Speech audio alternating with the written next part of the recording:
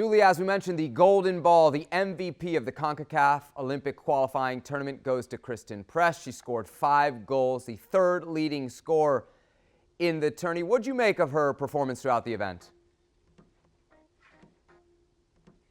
I thought she was the most consistent threat the United States had. She was dangerous. She was looking to get in. She was getting in behind. She was playing people in. Her finishing, as we know, with both feet has always been excellent. And so I thought she had a tremendous tournament. And I actually, and I said it before the semifinal, I think she deserved to start in that semifinal. It's interesting. I don't remember her always having this much of an impact in games. Is there anything different in what you're seeing in Christen Press now versus the past, or is it simply that she's getting more of an opportunity? I think she looks hungrier. I mean, and she always has been so good in front of goal, but it comes, as we've talked about before, Sevi, in my opinion, in flashes. And what I saw was a more consistent presence in games and more time on the ball and more of a game changer mentality. And I think she deserves those minutes because right now she is the most dangerous we saw on that front line for the United States. And Carly Lloyd had her moments, of course. We know Megan Rapinoe's not back to full fitness. Tobin Heath's not back to full fitness. But this is a player who's looking good, who is feeling good. You can see it.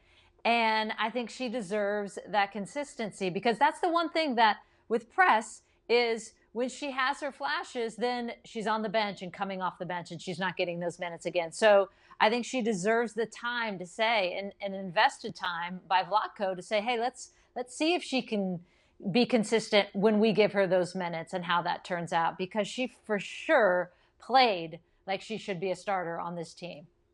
What'd you make of her performance specifically in the final against Canada? Because when we talk about this tournament, the real true test was kind of that Canada game. She got the start. She played 81 minutes. No goals, no assists. No goals, no assists. But again, I do think she was the most dangerous. I mean, the shot right before Lynn Williams, before she scored in the 60th, that she pretty much knocked the goal down and hit the crossbar from about 25, 30 out. I mean, that just shows you the potential of Christen Press. And she was dangerous. She was getting in behind. And she had a couple that didn't fall her way on a Lynn Williams ball that came across. But overall, I think she presented the most problem for Canada in that game. And then I think Lynn Williams is someone we talked about in the last segment, but she had an excellent tournament as well in terms of fighting for starting minutes, fighting for that starting position. And I like those two with their pace on the outside. When they can play together and they can turn defenses around, that's a whole lot to handle for opposing teams. So I want to take a look at Christen Press's recent record with the national team. And what you'll see here is a player who starts about 50% of the time or less.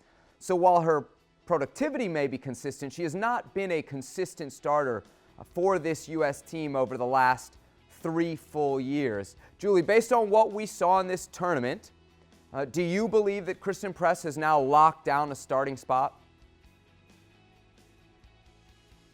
I do. I think she has, and I think she deserves that.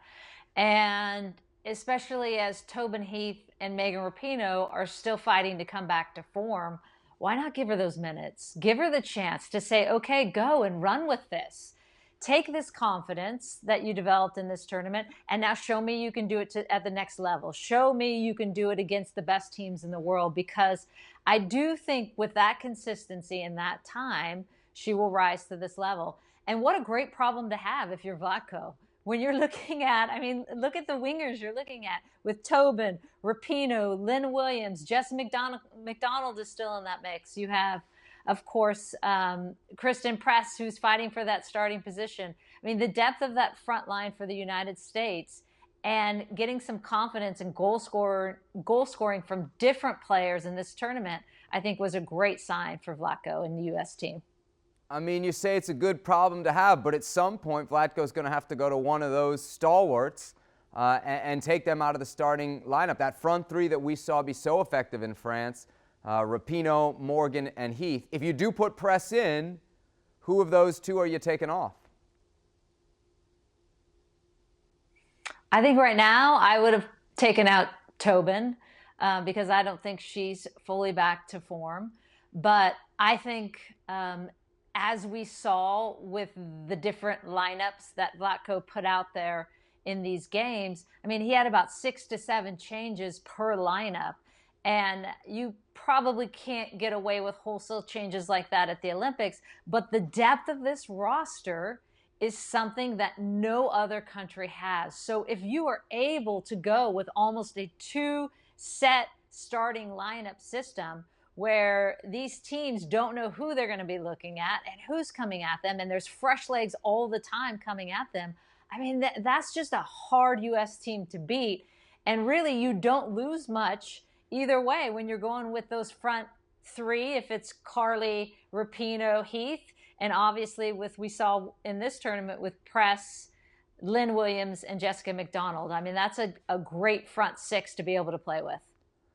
You're right, Julie. It'll be fascinating. Our next view into what Vlatko Andonovski will do with that starting 11 will come in the She Believes Cup in March. Tournament starts March 5th, and you can catch all 3 games on the ESPN family of networks. Well, thank you very much for watching ESPN on YouTube. For more sports highlights and analysis, be sure to download the ESPN app. And for live streaming, premium content, and let's not forget as well, ESPN FC 7 days a week. Subscribe to ESPN+.